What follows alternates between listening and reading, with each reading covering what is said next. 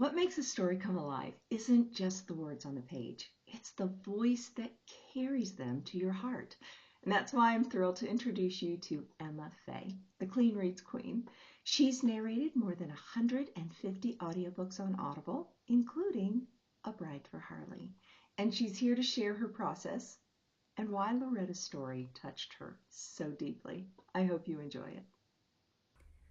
Hi, my name is Emma Faye, aka the Clean Reads Queen. I am an award-winning audiobook narrator with over 150 titles available on Audible. And one of those amazing books that is on there is A Bride for Harley by Heidi Gray McGill.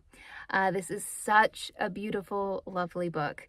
It's historical fiction, historical romance, and I've been really enjoying diving into historical romances and fiction lately. It's really fun to be transported back to another time, and this one does not disappoint. It's such a sweet, sweet story. My favorite thing, I think, is Loretta's how much she changes, how she is in the beginning to how she is at the end is a full turnaround, and she really grows and learns and understands what love is, understands what family is, and she really just blossoms into a beautiful young woman. And so it's a really, really sweet book. So I hope you check it out. I wanted to also just kind of introduce you to just me as a narrator and give you a little tour of my booth and talk to you a little bit about audiobook narration.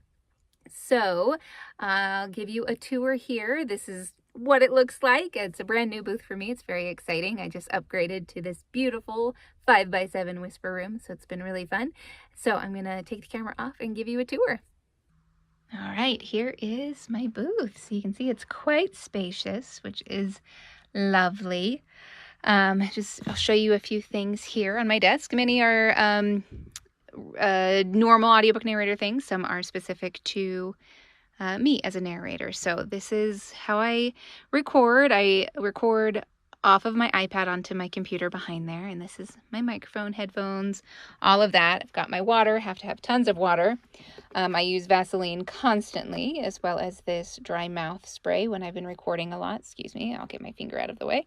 And some blue kyanite, which is supposedly good for the vocal health and your voice, if you believe in metaphysical properties. Of course, I have a tiara as the Clean Reads Queen. And then these are my lozenges for my throat. My voice is getting tired. I have a fan in here because it gets very hot. And then I want to come back here and show you this. So this is a quote here. It says, "She is clothed with strength and dignity, and she laughs without fear of the future." Proverbs 31:25, and I love that. And then this dried bouquet here is from when I won an award last year. The publisher sent me this beautiful bouquet as a congratulations. And then I want to show you down here. This is my bookshelf. It's covered, so the sound doesn't bounce off of it, but I want to show you underneath. So just wanted to show real quick this top shelf here. What I love about this top shelf is that these are all books that I have had the opportunity of narrating. Sometimes I buy them myself, and sometimes they're gifted to me. And I just love having them back here as I'm narrating and reminding of all the beautiful books that I've narrated. Then I thought I'd answer probably the most common question that I get as an audiobook narrator, which is, do you read the whole book before you record? So I just wanted to address that and what that looks like as a narrator. And the answer is unequivocally yes. We read the entire book, front to back, before we step in to record. We need to know the story. We need to know the arc. We need to know the characters. We have to have a full picture of who it is so we can bring it to life as authentically as possible.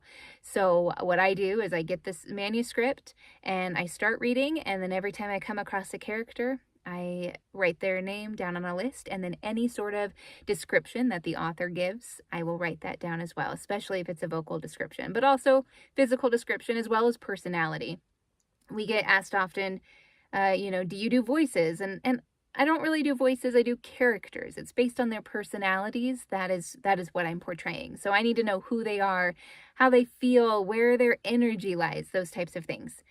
Also, while I'm reading, if I come across a word that I don't know how to pronounce, I will look that up and try to research that. If I can't find an answer, then I'll go back to the author and say, hey, do you know how to pronounce this one? Sometimes, especially in like fantasy or sci-fi, when they may have made up a word, that can get a little tricky. So I like to make sure I work with my authors as much as possible to know how to pronounce things. And then I have to do accents sometimes, and so I might look up accents and figure out how to do those.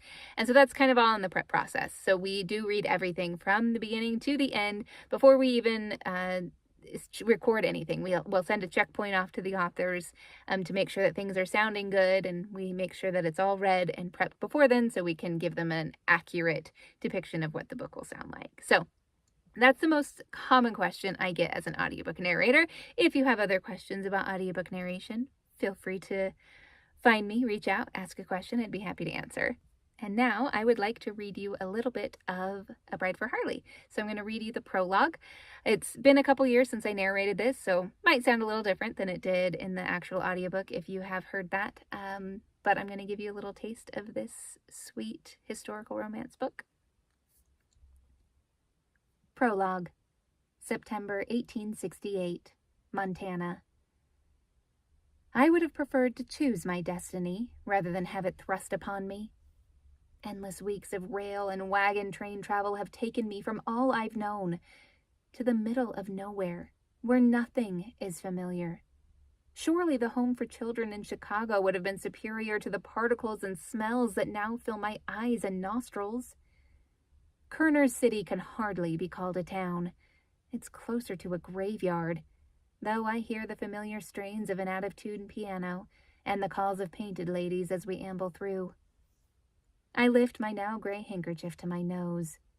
Filthy clothing hangs on living skeletons with eyes that watch us as we parade by. We must be the most interesting thing these emaciated gold miners and cowboys have seen today, or for some time. My skin crawls as the men's gazes land on me. The bench seat beneath me is as unstable as my breathing. Hota, the Sioux Indian our wagon master hired to keep us safe, moves his Appaloosa between me and the prying eyes. The horse's black spots blur on the animal's white muscled form as he walks to a different cadence than the mules pulling our wagon. "Loretta, you put on bonnet," Hota says. "Cover hair." He does not look my direction, but after weeks of traveling under his watchful care, I obey immediately. Hota sees things, knows things I cannot understand. He is strong both physically and mentally, as his name implies. 4 months ago, I would have sneered at his order. But I've changed. I don't even recognize myself, and I'm not even sure who I am anymore. No eye contact. Chin high. I sneak a glance, then mimic his stance. He rides high on his horse, literally and figuratively. He commands respect and obedience with few words. On our journey, he has saved many lives. Except one. There you go. That is the prologue for A Bride for Harley. Check it out. It's a beautiful, beautiful book. And that is just a little taste of Loretta and her journey. And as you can see, we mess up a lot as audiobook narrators. So anytime if I were recording that, I would have stopped and moved my cursor back so I could start recording again cleanly. And then we send it off to a proofer who checks what I've said to the text to make sure we've said the right words as well. And they'll send us any corrections that we need to make. So there's a lot of mistakes that happen. But for this live, I was just going right through so you can see how it happens. So that's a little bit about me and my process and a little bit about A Bride for Harley. So I hope you check it out. And thanks for letting me spend this afternoon with you. Wasn't that fascinating? I love how Emma Faye brings stories to life. And if you enjoyed this behind the scenes look, don't stop here. Go ahead and listen for the entire audiobook of A Bride for Harley right here on my YouTube channel. Just hit play and step into Loretta's world. And after you listen, let me know in the comments what part of her journey spoke to you most. Oh, and say thank you to Emma. I'd love to hear from you, and I know she will as well.